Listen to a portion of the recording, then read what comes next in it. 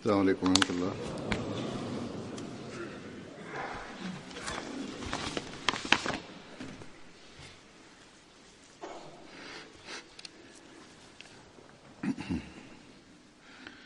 أشهد أن لا إله إلا الله وحده لا شريك له وأشهد أن محمدا عبده ورسوله أما بعد فأعوذ بالله من الشيطان الرجيم بسم الله الرحمن الرحيم الحمد لله رب العالمين الرحمن الرحيم مالك يوم الدين إياك نعبد وإياك نستعين اهدنا الصراط المستقيم صراط الذين أنعمت عليهم غير المغضوب عليهم ولا الضالين.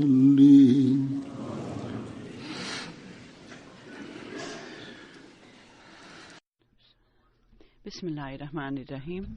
Huzur kaže da je Hazreti obećani Mesija alejhiselam u pogledu duhovne moći časnog poslanika sallallahu alejhi ve sellem rekao: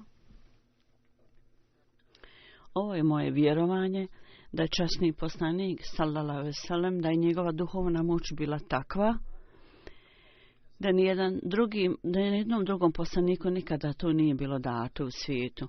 Ovo je tajna napretka Islama, da je časni poslanik sallallahu alejhi ve sellem imao takvu moć privlačnosti i izvanrednu moć privlačnosti. Zatim u svom govoru tako je ostavljalo toliko dojma da je svako koji ga je čuo zavolio ga. On kaže: ljudi koji su imali privlačnost prema njemu, on je njih privlačio i volio, oni su ga prihvatali, i opisujući časnog poslanika koju je vrstu promjena napravio u svojim ashabima, obećani Mesija kaže: pogledajte na stanje ashaba, nema ni jednog koji je bio lažov, koji je lagao, dok je činjenica zapravo, kad pogledate na ranije stanje Arapa, možete ih vidjeti da su bili u duboko lošem stanju. I izjedali su imetak siročadi i bili su vrlo hrabri i smioni da čine sve vrste besmislenosti i loših stvari. Od glave do pete bili su potpuno uronjeni u nečistoću. Međutim, takvu veliku promjenu je časni poslanik napravio u ovim ljudima da se ne može vidjeti u drugim nacijama ništa ravno tome. I onda ovo čudo časnog poslanika sallallahu alejhi ve sellem je takvo da samo ovo je dovoljno da otvori oči svijeta. Obećani Mesija alejhiselam kaže da se popraviti osobu neku je vrlo teško. Popraviti jednu osobu je vrlo težak posao. Međutim, ovdje cijela nacija je bila stvorena i pripremljena da je njihova vjera i njihova odanost i predanost, u tome su pokazali takav primjer da su polagali svoje živote kao koze radi istine. I onaj kojeg je oni slijedili, činjenica je da ovi ljudi nisu ostali svjetovni ljudi. Zapravo, zbog učenja i upute koji im je dao časni poslanik sallallahu alejhi ve sellem i njegovog savjeta, oni su zapravo postali nebeski ljudi, odnosno pobožni ljudi. I istinski atributi i odlike su bili prisutni kod njih, i ovo je takav primjer koji mi predstavljamo cijelom svijetu. I on kaže da ova reforma, ovo popravljanje i uputa,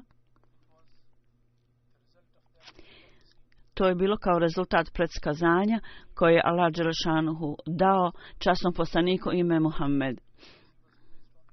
Jer je on hvaljen na zemlji, jer je ispunio zemlju mirom i dobrim moralom i dobrom pobožnošću. On je cijelu zemlju ispunio time. Čak sada vidimo da oni ljudi koji su pravedni ne mogu negirati ovu činjenicu da je časni poslanik sallallahu alejhi ve sellem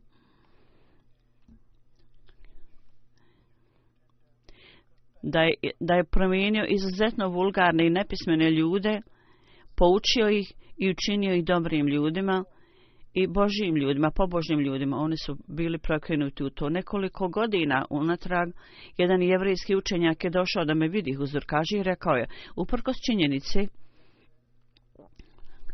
mi Jevreji, nama nije dozvoljeno da idemo u Mesdžid Aksa. Međutim, on kaže, ja sam vidio cijelu tu džamiju i detalji koji mi je rekao, huzur kaže, to vrlo su detalji, vrlo su dugi da bi spomenuo. U svakom slučaju on je rekao mnogo puta. Osoba koja me je pokazivala Aksa džamiju, ja sumnjam da on nije musliman. Svaki put kad sam nešto spomenuo koji je ukazivao na to da su oni muslimani, i s ciljem da uvjerim ove ljude da ovaj Jevrej je rekao, ja sam također proučio la ilaha illallah Muhammedu Resulullah kelime šehade. Kad sam u cijelosti vidio džamiju, onda nadzornik džamije je rekao, iako si ti izgovorio kelime, međutim ja sumnjam da si ti musliman. Ti si vidio sve, sada mi reci kakva je stvarnost o tome što se toga tiče. I ovaj Jevrej je rekao, ti si u pravu, ja nisam musliman i ja sam Jevrej. I što se tiče učenja kelime šehadeta, la ilaha illallah, ja vjerujem u to da niko nije vrijedan obožavanja osim Allaha i Muhammed Resulullah, što sam izgovorio, ja također vjerujem da on jeste Božji poslanik. Jer znam historiju Arapa, kakvo je bilo stanje Arapa u to vrijeme. Meni je to poznato, znam o tom. I Arapi, stanje ovih ljudi prije tvrdnje časnog poslanika o poslanstvu, to samo je moglo biti popravljeno od strane poslanika. Svjetovni vođa nije mogao promijeniti njihovo stanje. Zbog toga, uprkos činjenice, što ja vjerovao ja u potpunosti poslanika ili ne, ja vjerujem da je on poslan od Boga. U svakom slučaju, taj čovjek je na svjetovni način je priznao ovu veličanstvenu revoluciju duhovnu koju je donio časni poslanik, koju je proveo časni poslanik. Čak i danas, kad ljudi vide sa pravednim okom, kad pravedno gledaju na to, onda vide da je časni poslanik napravio izvanredne promjene kod svojih ashaba i sljedbenika. I oni ne mogu, a da ne priznaju ovu stvar, da zasigurno je on bio Božji poslanik, da je on zaista bio Božji poslanik. Ashabi, u pogledu ashaba, u pogledu njihovog izvanrednog položaja, izvanrednih promjena koji su među njima, kod njih stvoren obećana Mesija, ali salam u jednom prilikom je rekao, pogledajte na primjere ashaba. Ashabi, zapravo njihovi primjeri su takvi da su oni primjeri svih poslanika zapravo. I Allah voli postupke ovih ljudi, jer ovi ljudi su položili, dali svoje živote kao ovce. Njihov primjer je takav da jednu vrstu obožavanja je dao i stvorio Hazreti Adem, i tu je koncept poslanstva koji je išao, trajao od Hazreti Adema. I on kaže, ljudi nisu bili u stanju da razumiju.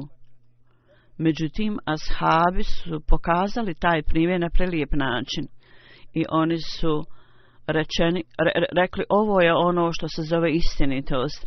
I rekli su u stanju uznemirenosti koji su oni porovili, također se primjer toga ne može vidjeti. Ovo su bili ljudi da je vrlo teško slijediti njih. Njegova srca su bila ispunjena uvjerenjem i vjerovanjem. I kad je uvjerenje tu u osobi, onda postepeno, prije svega kad je vjerovanje prisutno, onda postepeno prvo oni ljudi budu naklonjeni da troše svoj imetak i onda kad to se uveća, onda ljudi koji imaju ovo vjerovanje, onda postanu spremni da polože svoje živote. I onda, opisujući izvanrednost poslanika jednom prilikom, Hazret obećana Mesija alejhi selam je rekao: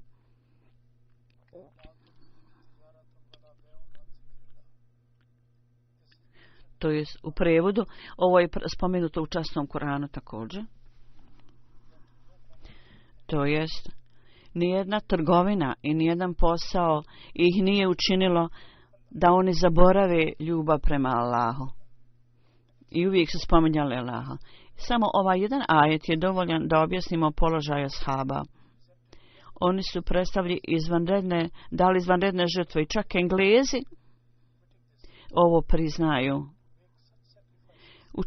Činiti takve žrtve je zaista iznenađujući za sve ljude. I on kaže, oni su bili takvi junaci da je spominjanje Allaha nikada nije ih moglo, nisu ništa i ni trgovine posao nisu mogli dodati spominjanje Allaha. Oni su imali takvu puno izvanrednosti da svjetovne privlačnosti nisu mogli da ih udalje od njihovih misli i vjerovanja. I onda on kaže, zapamtite da savršeni ljudi i Allahovi robovi su oni o kojima Allah kaže, to jest u prevodu, kad srca imaju blisku vezu sa Allahom i imaju ljubav prema Allahu, oni se onda ne udaljuju. I jedan stanje toga može se shvatiti na ovaj način, da baš kao što nečije dijete kad je bolesno, gdje god osoba ide, kakav god posao radi, njegove misli te osobe su prema njegovom sinu ili njegovom ili njenom. Tako slično tome ovi ljudi koji imaju blisku vezu, istinsku vezu sa Allahom dželešanu u bilo kojem stanju, oni nikada ne mogu zaboraviti Allaha dželešanu ni u kom slučaju. Tako da ovi ashabi časnog poslanika, oni su imali tako blisku vezu i vezano sa Allahom dželešanu, tako razvili da nije bilo nikakvog pitanja da na koji način budu nemarni prema Bogu. Ili da se uzdrže od bilo kakvih žrtava. Jako je mnogo primjera toga. Hazreti Humam radijallahu anhu, u pogledu njega je spomenuto da kad je došlo vrijeme njegove smrti,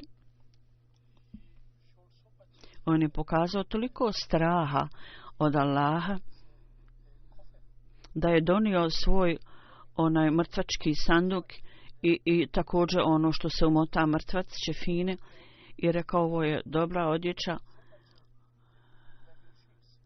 hoćeš ti mi dati, to je jako mnogo ovih čefina, i počeo plakati. I časni poslanikov je neki rodbina imao samo jedan čaršaf da ga umotaju. I onda kad su zamotali noge, bila je gola glava, kad su zamotali glavu, su gole noge. Onda je časni poslanik, onda su stavili malo travi na njegove stope, prekriju. Onda je ovaj čovjek sa velikim strahom od Allaha rekao, u toku vremena časnog poslanika, sallallahu alejhi ve sellem, 1 dinar ili dirham, ja nisam bio vlasnik ni jednog jedinog, nisam imao nikakvog imetka. A sada, zbog blagoslova časnog poslanika, zbog blagoslova Allahovog, i Allah dželešanu je primio ove žrtve, Allah mi je dao toliko imetka da ima kutija u čošku moje kuće i 40.000 drahmi je u njoj. Allah mi je dao toliko mnogo da se ja bojim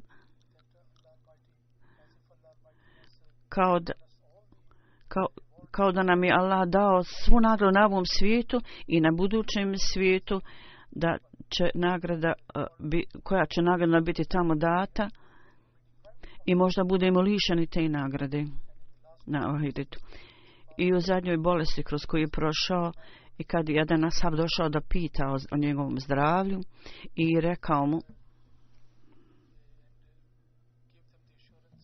i uvjerio ga i utješio ga i rekao mu, ti će se ako Bog da se sresti sa ashabima, on je počeo plakati, ovaj čovjek je počeo plakati, također rekao, nemoj misliti da ja plačem zbog straha od smrti. Ja plačem da ashabi koji se spomenuo da je njihov položaj jako visok, hoće li meni biti dozvoljeno da ih ja zovem braćom? I rekao je, ljudi koji su prije nas umrli i otišli, njihov svjetovni imetak od kojeg se mi koristimo nisu bili u stanju da se koriste od tog imetka. I položaj straha od Allaha je bio toliki da je on sebe smatrao vrlo slabim i vrlo poniznim. I strah od Allaha je bio to i ta briga da poslije smrti, ako hoće li Allah dželešanhu biti zadovoljan s tim ili ne. Tako da njegova dova je uvijek bila da Allah bude zadovoljan s tim, molim Allaha o tome. Njegovo žrtvovanje i služenje religiji nisu bili ništa manji od bilo koga drugog. Hazreti Ali radijallahu anhu, on je predvodio dženazu Hazreti Hovab, i kad Hazreti Ali bio halifa, predvodio njegovu dženazu i spomenuo njegove neke stvari vrijedne hvale o ovom čovjeku. I iz samih ovih riječi možemo razumjeti položaj Hazreti Hubaba. I on je rekao, Hazreti Ali je rekao da Allah dželešanu ima milosti prema njemu. On je s velikom predanošću i privlačnostu prihvatio islam i onda je imao čast da se iseli. I život koji je proveo bio je život muđahida, Allahovog sluge i roba. Oni su bili strašni i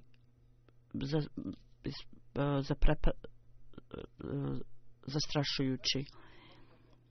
Bili su vrlo strašni situacijama gdje morao proći kroz to, ne pokazao primjer strpljenja. Hazreti Ali je rekao, Allah dželešanuhu ne da da se izgube nagrade ovakvih ljudi koji čini dobra djela. I položaj Hazreti Hubaba u očima Hazreti Omera je bio prelijep. Pogledajte na ovo. Jedan put je Hazreti Omer pozvao Hazreti Hubaba i tražio od njega da sjedne i rekao je, Hubab, ti si vrijedan da možeš sjediti sa mnom na ovom sjedalu. Ja ne mislim da osim Bilala da ima bilo ko još da sjedi sa mnom na ovom sjedalu. Da Hazreti Bilal u ranom periodu islama je prihvatio islam i podnio jako mnogo patnji. Hazreti Hubab je rekao o Amirul Mu'minin, vođo vjernika, zaista je Bilal vrijedan toga. Međutim, činjenica je da s ciljem bilo je ljudi koji su mogli spasiti Bilala od idolopoklonika i nekoga je kupio kao roba i oslobodio ga. Međutim, u ovom slučaju nije bilo takve osobe koja me je mogla spasiti od ovih mučenja. Jedan dan, ja se sjećam, jedan nevjernik me je uhvatio i stavio me na vatru. I jedan vrlo nepravedna jedna osoba je stavio svoja stopala na moja prsa i za mene nije bilo moguće da izbjegnem iz te situacije od vatre. Moja leđa su gorila na vatri jer su me stavili na vatri i onda je Hazreti Ubab otkrio svoja leđa i pokazao bijele linije koji su pokazivale opekotine, ožiljke od opekotine. I rekao je, na ovom gorućem uglju, drvetu, ja sam bio natjeran da ležim i boja moje kože je pobijelila kao su moja leđa. Onda je Hazreti Hubab rekao, u prilikom bitke na Bedru i u Huneinu i Uhudu također, uprkos svega ovoga, u vrijeme smrti, on se brinuo hoće li Allah biti zadovoljan s njim ili ne. I onda Navaz bin Džabel, u pogledu njega je spomenuto i rečeno da je on obavljao tahadžud namaz i dugo vremena činio ibadet. I tahadžud namaz, ovi ljudi koji su bili blizu njemu, oni spominju da je on govorio Allahu: o moj gospodaru, svi ljudi su slijepi, njihove oči su zatvorene. O moj Allahu, ti si živ i ti održavaš sve. Ja molim tebe da mi dadneš džennet, ali ja sam malo lijen u tome. U postupcima sam malo lijen, on je rekao. I slab sam u tome da bježim od vatre i jako sam slab u tom. I ja znam da ima vatra džehennema i jako je mnogo dobrih stvari koje moram obaviti, treba da obavim. Međutim, ja sam vrlo slab da se uzdržim od ovih slabosti. O moj Allahu, ti mi podaj uputu od sebe i daj mi takvu uputu koja će ostati sa mnom na sudnjem danu, kada nećeš prekršiti svoje, raditi protiv svojih obećanja i prekršiti svoje obećanja. I na Allahovom putu on je puno trošio i zbog njegovih troškova ponekad je bio zadužio se. Kabin bin Malik, njegov sin, u pogledu Hazreti Muaza, on kaže: Allahov tretman prema Muazu je bio vrlo neobičan. On je bio vrlo velikodušan i Allah je primio njegove dove i šta god je tražio od Allaha, Allah bi mu dao. I Allah je posebno njega postupao prema njemu. I kad je bio zadužen i imao neki dug, Allah je napravio aranžman da on to otplati. I on je imao posebnu mudrost i Allah mu je dao duboko razumijevanje. Ovi ashabi, ljubav ovih ashaba prema Allahu dželešanuhu i prema časnom poslaniku, i njega su jako voljeli. I ljubav prema časnom poslaniku, i zbog te ljubavi oni su voljeli Allaha dželešanuhu. Jer njegova moć časnog poslanika da očisti, to je stvorilo mogućnost da u njihovim srcima se stvori ljubav prema Allahu. I spomenuto je da je časni poslanik sallallahu alejhi ve sellem, njegova duhovna moć je stvorila u njima ovu promjenu. Inače, ove priče o ljubavi i naklonosti nemoguće je imati. Ljubav koju su oni imali prema Allahu dželešanu također je bila takva koja joj nema ravnog. Kao što je Bećan Mesih alejhi selam spomenuo, Hazreti Šemaz bin Osman je zabilježio jedan događaj koji je postao primjer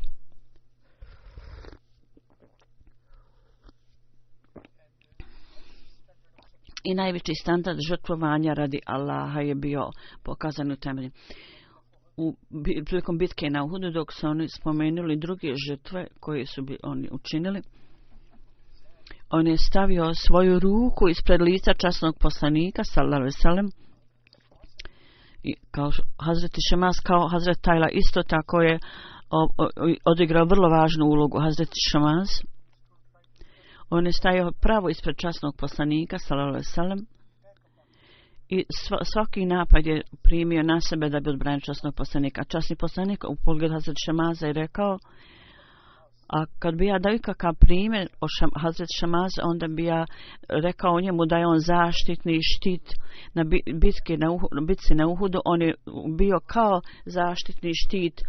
On je stavio ispred mene, iza mene i sa strane. Uvijek me u zadnjem momentu štitio. Časni poslanik sallallahu alejhi ve sellem, kad god bi pogledao na njega, rekao je: on je bio, ja sam vidio da Šemaz bori se s velikom hrabrošću i odanošću. Kad su neprijatelji bili uspješni u napadima i časni poslanik kad je pao, u to vrijeme Hazret Šemaz stajao tamo kao zaštitni štit do momenta dok on sam nije bio duboko povrijeđen i vraćen u Medinu. Hazreti Alma kaže: ovo je sin moga Dajđe ili Amidže i ja sam njemu najbliži i zbog toga njegov tretman, liječenje treba da bude u mojoj kući.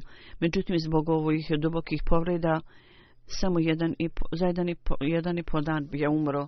Časni poslanik je rekao: Šemaz može biti sahranjen u vlastitoj odjeći kao što su svi šehiti sahranjeni u svojoj odjeći. Jedan ashab, Said bin Zaid, je bilo njegovo ime. On je bio zet Hazreti Omera. I on je bio taj koji zato što je primio religiju islam, kad Hazreti Omer podigao ruku da ga ubije, njegova sestra je došla između, on je bio tada povrijeđen i to je utjecao na Hazreti Omera, tako da je Hazreti Omer onda bio naklonjen da prihvati islam. Hazreti Sejd u pogledu toga, njegovog imetka, on nije imao nikakve potrebe. Jedna stvar je da on je bio vlasnik zemlje i živio je na prihod od te zemlje. I još jedan komad zemlje je bio skupa s tim jedne žene i ta žena je tvrdila o zemlji Hazret Sejda, tvrdila da je njena, valjda. Hazret Sejd je rekao, nema potrebe da se borimo za taj slučaj. I onda je ona otkinuo, valjda taj komad zemlje dao ovoj ženi i rekao je, ja sam čuo od časnog poslanika, sallallahu alejhi ve sellem, da bilo ko uzme bilo koji dio zemlje koji mu ne pripada, on će imati krivnju, mnogostruku krivnju na sudnjem danu. Ja ne želim da imam ovakvu krivnju na sebi, da budem kriv za to. Ne želim da ljudi su u stanju da kažu da sam ja uzeo imetak žene ili bilo koga drugog. I sada je bilo to poznato i on je zato to poslao i dao ovoj ženi. Tako da je potpuno s ciljem da bude riješen ovi tvrdnje, da ne bude pod tom tvrdnjom, on je dao toj komad zemlje. On je uvijek bio od ibadeta i molio je za tu ženu i rekao je, ako je ova žena nepravedna, neka onda Allah nju kazni i da neka ova žena ima loš kraj. Ljudi su onda rekli da je ta žena oslijepila i umrla je u tom stanju. I iz ovoga Huzur kaže, ljudi mogu naučiti pouku. Govoriti istinu i da nikada ne bojite se drugih ljudi. Takav je bio primjer ashaba. Hazreti Zeid je spomenuo, o njemu je rekao jednog dana u Kufi. Guverner koji je bio određen od Umavije i on je sjedio u džami. Hazreti Zeid je došao tamo. I guverner mu je pokazao poštovanje i primio ga tako s poštovanjem i dao mu da sjedi uz njega. I poslije dugog perioda jedna osoba iz Kufe je došao, čovjek jedan, i počeo je da vrijeđa Hazreti Alija. Hazreti Sejd je bio vrlo ljut na tu osobu.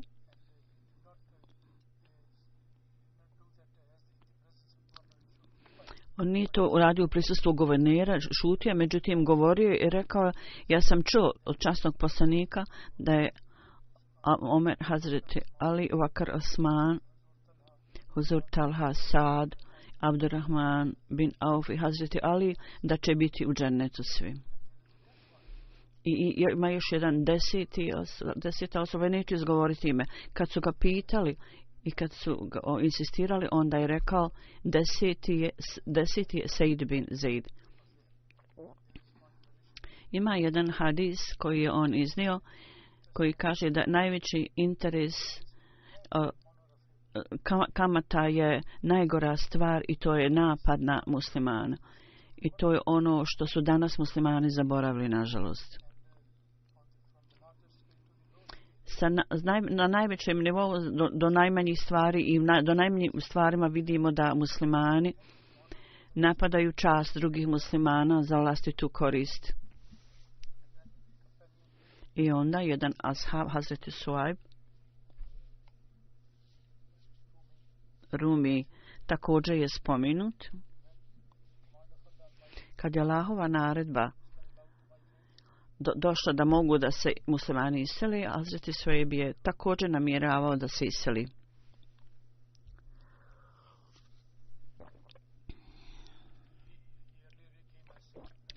On je ranije bio sluga, kasnije napredovao. i započeo svoj posao, neki posao i postao imućan i bio ja imao se koja veliko imestvo. Kad je bilo vrijeme da se iseli, onda su ljudi Mekke rekli: ti si došao kao siromašni sluga u ovu oblast i novac koji si ovdje zaradio, nećemo ti dozvoliti da taj novac sa sobom odneseš kad iseliš.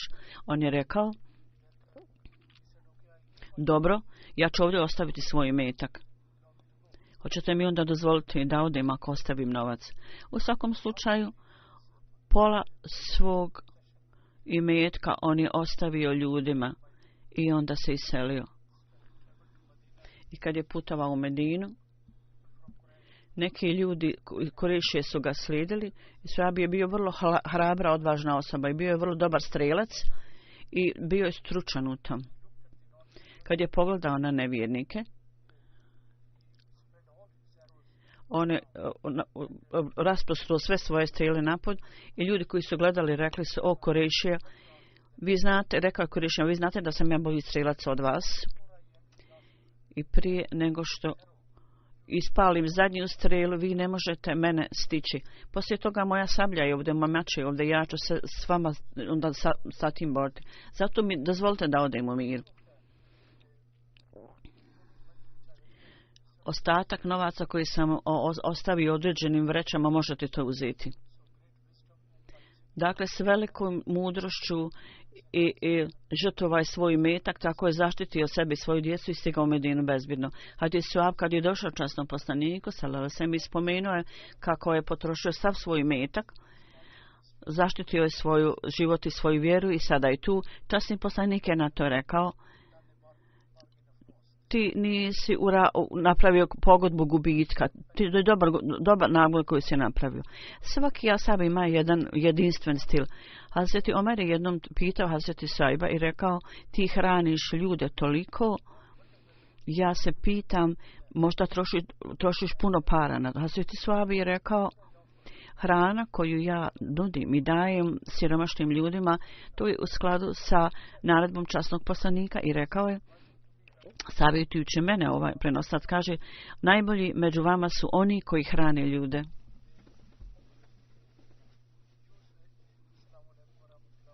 I prikladno koriste, obilato šire praksu nazivanja selamu, upućivanja selama, selam aleikum. To je dobro i ovo je stanje dobrih ljudi.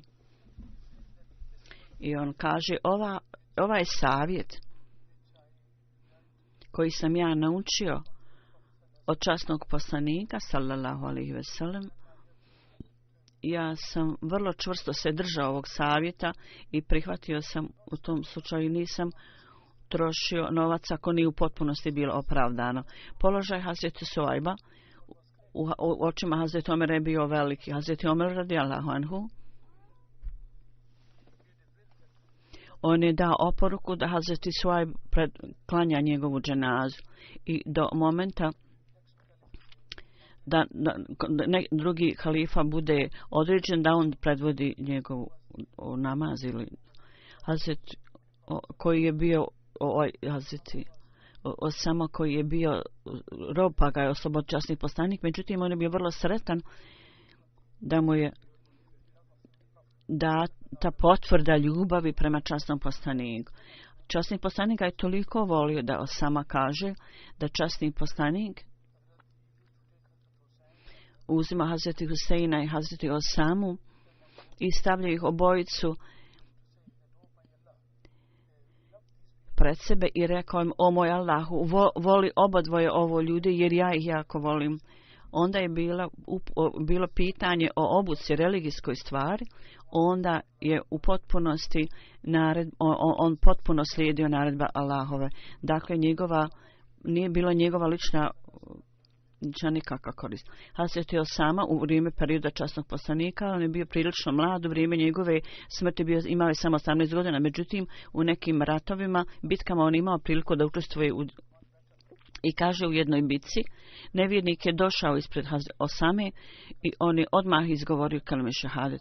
Međutim, Hazreti Osama ga je ipak ubio, ovog čovjeku, i rekao, on je proučio kelime šehadet sam zato što se bojao smrti. Hazreti Osama je rekao: ja sam prenio ovaj događaj časnom poslaniku, sallallahu alejhi ve sellem. Onda je časni poslanik rekao: jesi li ti ubio ovog čovjeka čak i nakon što je on proučio kelime šehadet? I ja sam rekao, se tu sama kaže, on je samo proučio kelime šehadet da se zaštiti. Časni poslanik je rekao, jesi li ti otvorio njegovo srce da vidiš i da kažeš, jesi li ga ubio nakon što je izgovorio kelime šehadet? Da sama je rekao da. I časni poslanik je toliko, samo je bio toliko ljud, da se sama kaže, ja sam poželio da do tog dana nisam primio islam. Se to sama kaže, sada ja sam čvrsto riješio da u buduće, kad god osoba izgovori šehadet, ja nikada neću ubiti tu osobu. Ja bi, Huzur kaže, bilo bi da samo muslimani razumiju ovu stvar danas u ime islama, oni čine nepravdu drugim ljudima, nevjernicima, i muslimani ubijaju čak svoju muslimansku braću. Sada rat u Siriji, spomenuto je zadnjih nekoliko godina, od kad je počeo rat, stotine i na hiljade ljudi su ubijeni od strane muslimana. Ovi ljudi koji sami izgovaraju šehadet, oni ubijaju druge ljude koji također izgovaraju kelime šehadet ili u ime tog kelime šehadeta. U Jemenu ljudi koji uče kelime šehadet su ubijeni i druga mučenja su im nametnuta, oni su podvrgnuti raznim mučenjima. Da Allah dadne mudrost ovim muslimanima, vjernicima, da ne uzdižu samo jednostavno slogane o svojoj ljubavi prema časnom poslaniku, nego da postupaju u skladu sa prema njegovom plemenitom primjeru. Međutim, činjenica je da ovi ljudi u ime islama nastoji da zadovolje svoj sebični ego. I ne znaju ABC o islamu. I s ciljem da utemelje svoju superiornost, to je njihov cilj, samo da bi utemeljili svoju nadmoćnost. Jezikom oni izgovaraju ime Allahovo, međutim u svom srcu je samo njihov sebični ego. U svijetu, u ovo vrijeme, Allah dželle šanuhu s ciljem da stvori istinsku bogobojaznost, Allah je poslao obećanog Mesiju alejhi selama. Gledajući na stanje ovih muslimana, oni ne mogu biti popravljeni dok ne vjeruju u obećanog Mesiju alejhi selama. Mi treba da budemo zahvalni gledajući na njihovo loše stanje i moramo uvećati svoja osjećanja zahvalnosti prema Allahu dželle šanuhu, da nas je osposobio da vjerujemo u tog vođu upućivača koji je Allah poslao u ovo vrijeme kao istinskog roba i slug časnog poslanika sallallahu alejhi ve sellem. I on nam je rekao i o velikim izvanrednostima i položaju ovih ashaba i traži od nas da slijedimo te plemenite primjere. I rekao nam je da primjeri ashaba da su to predivni primjeri i treba da ih posvojimo i da ih slijedimo. Tako, ovo je način i put. Ako budemo to imali ispred sebe i ako razumijemo njegove savjete, onda možemo postati istinski muslimani. Na jednom mjestu on kaže, činjenica je da ukoliko osoba se ne udalji od svog sebičnog ega i želja i radi Allaha, on onda nije ništa, on zapravo ide u gubitak. Međutim, kad sve želje i ciljevi u svojim ciljima želja potpuno udaljeno od toga i postane prazni ruku i očisti svoje srce, on ide Allahu, Allah mu onda daje. Allah je uvijek tu da mu pomogne. Međutim, uvjet je da osoba mora biti spremna da umre. I mora biti spreman čovjek da žrtvuje i svoju čast i sve radi Allaha. I on kaže, ovaj svijet je privremen. Međutim, ukus toga, užitak svijeta osjećaju samo ljudi udaljuju se od tog ukusa samo ljudi koji su bliski Allahu. Mi treba da živimo svoje živote kao ashabi. Kad napustimo ovaj svijet, Allah nam daje onda više. Ovi ljudi su uvijek se brinuli o svojoj budućnosti i o svom dobrom kraju. I potpuno su bili izgubljeni u ljubavi prema Allahu. I on kaže, osoba koja je vrlo bliza Allahu dželle šanuhu, onda u ovom svijetu Allah proširi njegovu popularnost i ugled. I ovo je stvar za koju svjetovni ljudi čine jako mnogo stvari da dobiju neku titulu ili da možda budu postavljeni na neko mjesto koje je poštovano i uvaženo. i da njihovo ime bude zapisano među ovim ljudima.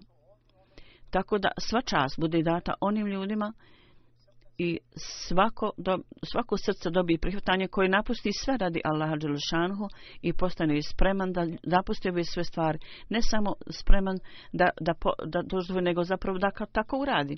Svi ovi ljudi koji sve napuste radi Allaha, njima bude dato sve. I oni ne umru dok ne dobiju mnogostruko onoga što su potrošili radi Allaha. Allah ne ostavlja nikakvu dug na svojoj strani. Međutim, činjenica je da ljudi koji vjeruju u to i oni koji zaista znaju stvarnost ovih stvari, vrlo je malo međutim takvih ljudi. Da nas Allah dželešanu osposobi da slijedimo savjet obećanog Mesije alejhi selam i da slijedimo Allaha dželešanu i časnog poslanika sallallahu alejhi ve sellem i da postanemo među onim ljudima koji to slijede.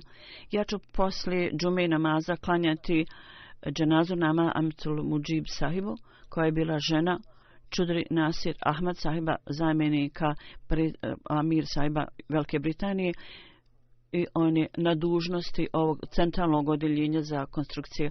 9. januara ona je umrla, inna lillahi wa inna ilaihi rađiun. Moli Abdullah Sonuri sahib, ashab obećanog Mesija alejhi selama, ona je bila praunuka tog čovjeka, Sonuri sahiba. Ona stanuje ovdje od 78. godine.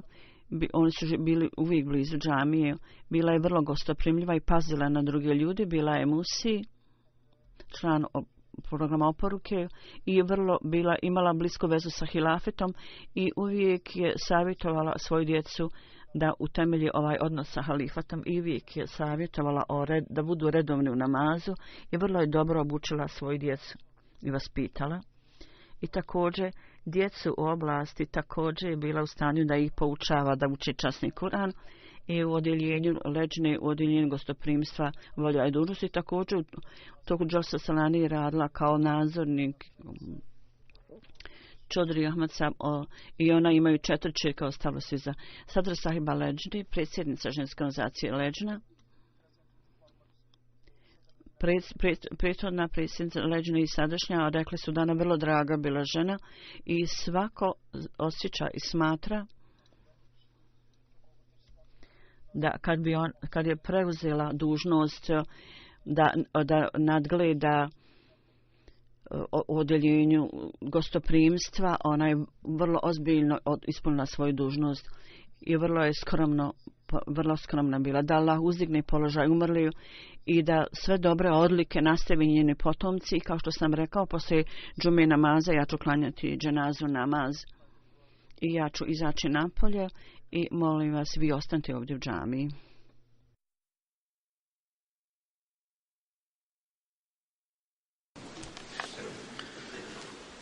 Alhamdulillah,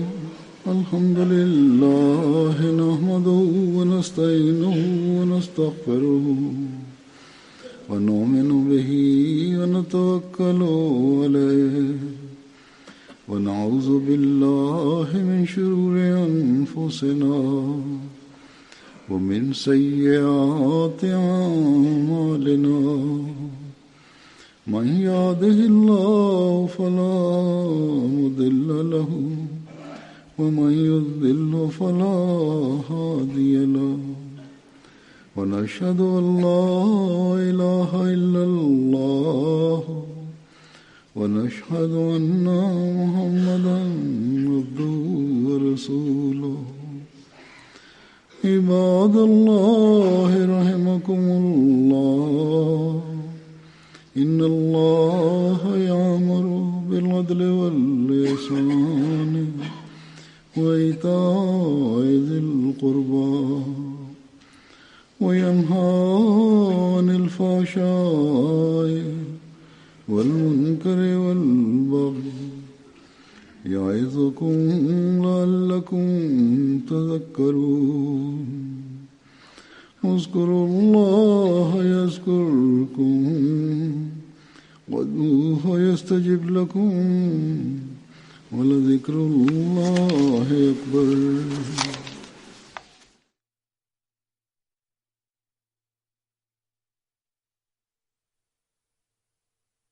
اللهم صل على محمد وعلى آل محمد